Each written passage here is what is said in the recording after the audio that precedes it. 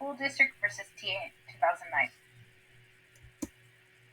So TA was a teen who had been labeled as trouble, yet suspected of having a learning disability. So he had trouble paying attention and completing his schoolwork, but he was seen as successful enough because his parents and his siblings helped him extensively after school to keep up with his academics.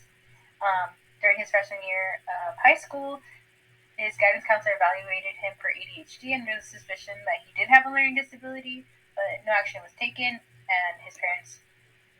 weren't informed. Later, he was evaluated, but he wasn't evaluated for ADHD, and the psychologist and the specialist determined that he was not eligible for special education under IDEA.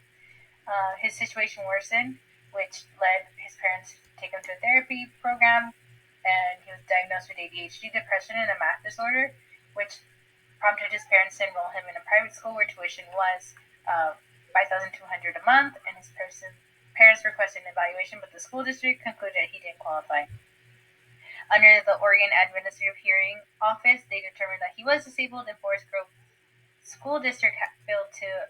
offer free appropriate public education, and they had to reimburse his parents the cost of tuition at the private school, which the school district appealed, saying that they had withdrawn without notice and they didn't give him any special education services, and he left for reasons unrelated to disability, which the Ninth Court of Circuit reversed the district's ruling. Then the opinion from Justice John Paul Stevens is that they agree with the Ninth Circuit, stating that a previous case, School Committee of Burlington, upheld a similar decision that under IDEA it allows for reimbursement for the cost of private school tuition if the school district fails to provide appropriate educational services.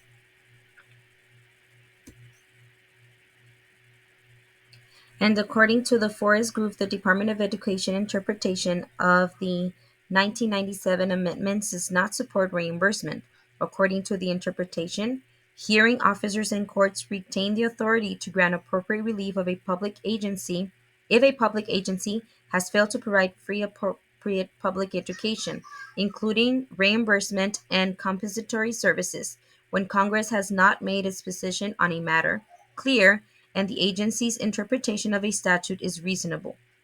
Courts must give the agency's interpretation precedence. In this case, Congress expressly prohibited reimbursement for parents who enroll a child in a private school on their own and who has never received special education services.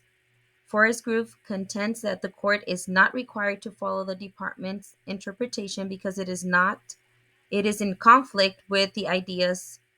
plain language and outside the scope of the authority. Forest Group agrees that a court should respect an agency's expertise and judgment when there are multiple possible interpretations of a statute. However, it maintains that even an ambiguous statute cannot be interpreted to impose a reimbursement obligation because the idea